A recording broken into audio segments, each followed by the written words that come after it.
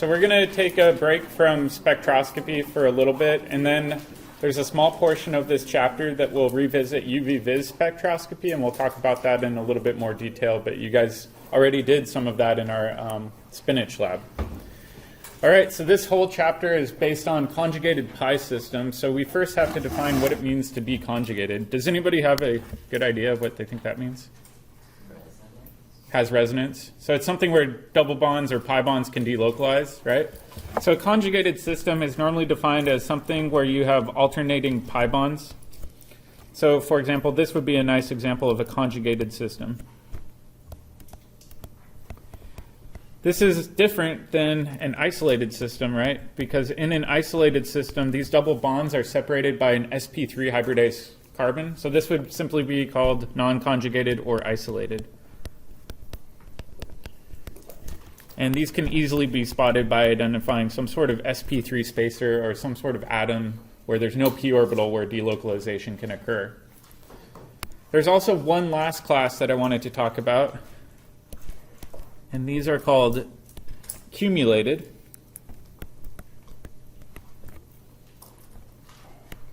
And cumulated pi bonds are very different than conjugated pi bonds, right? So do you guys remember back to first term when we had the allenes, those two adjacent pi bonds?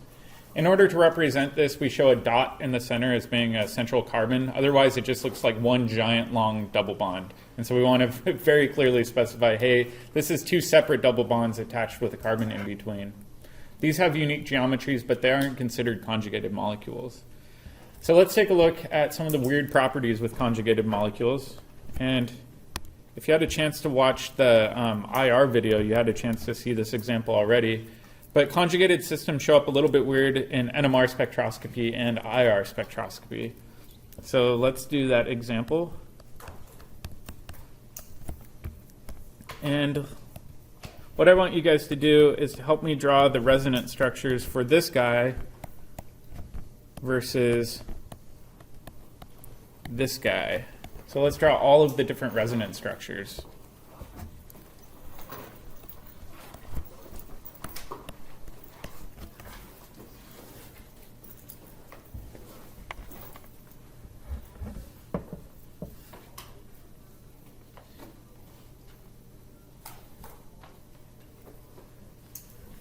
I'll do the easy one. All right.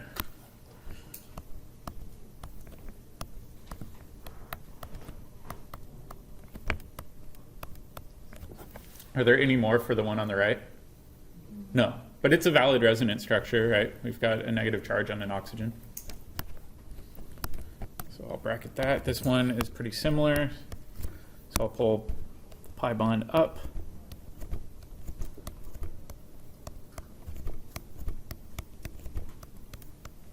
And then we have that one last resonance structure, right? So we can pull this remaining pi bond over.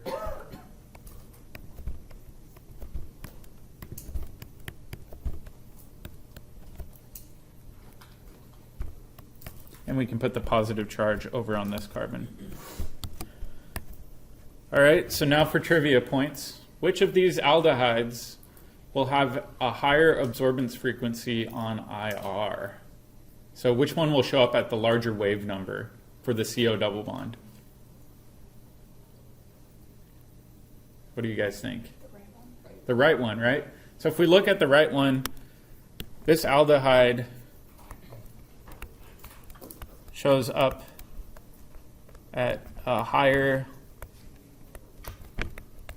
wave number on IR since it's more double bond-like.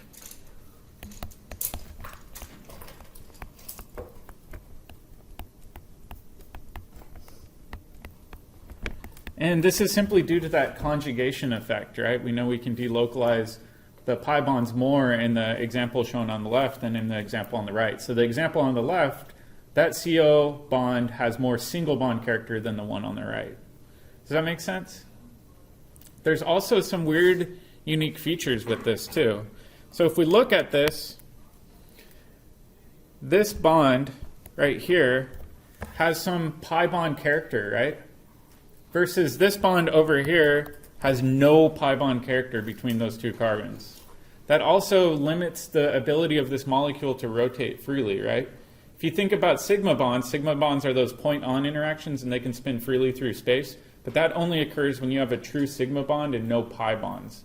However, if we look over here, this now has pi bond character.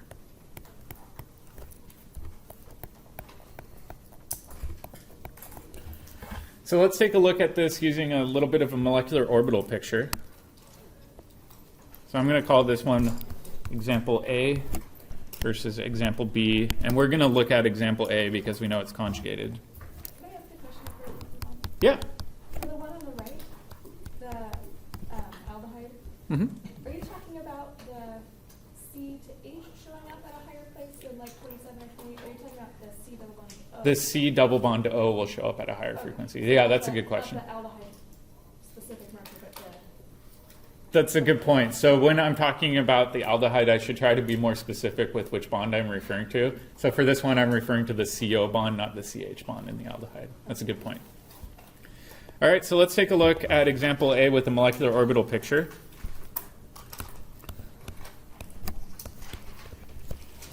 And right now, I'm just going to really focus on the pi bond aspects. So if we think about this, right, we've got a C, C, C, C, and I'm actually going to offset this O a little and put the hydrogen out here. And I'm not even going to show the other hydrogens, just simply or actually, let's go ahead and show them. I'm changing my mind. Okay. And what I'm going to do is I'm going to draw in all of these p orbitals.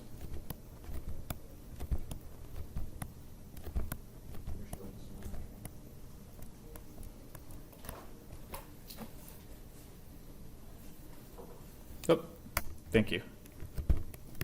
Okay, so if we look at this, right, at least in the resonance structure I have drawn here, we've got some pi bond character here, and we've got some pi bond character here. However, we said that this has a resonance structure where if you were to draw this out, these electrons can actually move semi-freely throughout this entire system.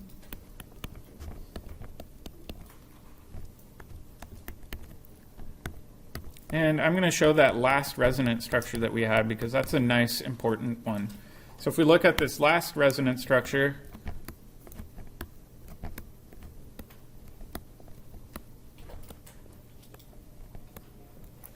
the double bond was right here.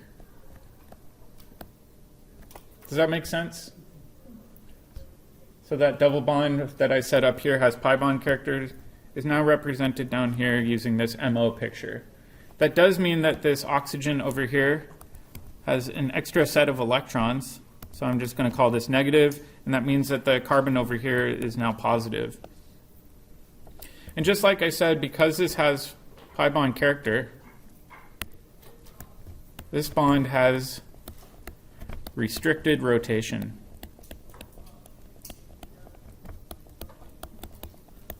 And this is really just a unique feature of being a part of a conjugated system. In order to allow those electrons to delocalize, we have to form a partial pi bond in between those two carbons. So I'll show you guys the classic example that we're going to use a lot. And we have to come up with a new feature to talk about. So let's take a look at this conjugated system. This is a diene. It's got two alkenes in here. We oftentimes refer to this as an S-trans diene. The interesting thing about this is you can imagine you can try to rotate this. And if you rotate it, you can get both of those dienes kind of facing the same direction. When you do that, this is called an S-cis diene.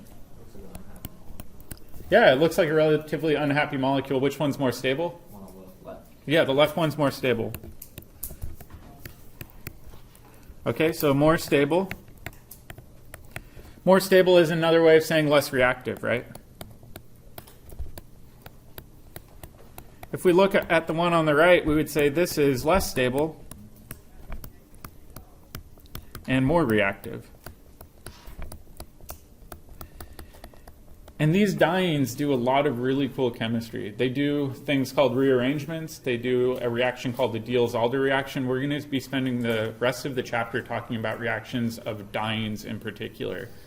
The other interesting thing is, first term I said that those sigma bonds rotate freely, but just now I said anytime you've got a conjugated system, it actually takes a little bit more energy to rotate those bonds. It's not that they're locked into place like a true pi bond, but they do have a little bit of pi character. So in this case, it takes about 15 kcals per mole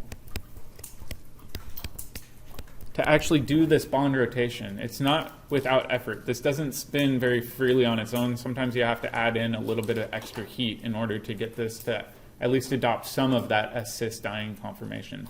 The reality is, if you were to heat this sample up, it would be in equilibrium, right? So you'd have a little bit of each, but the reactive species would be that S-cis diene.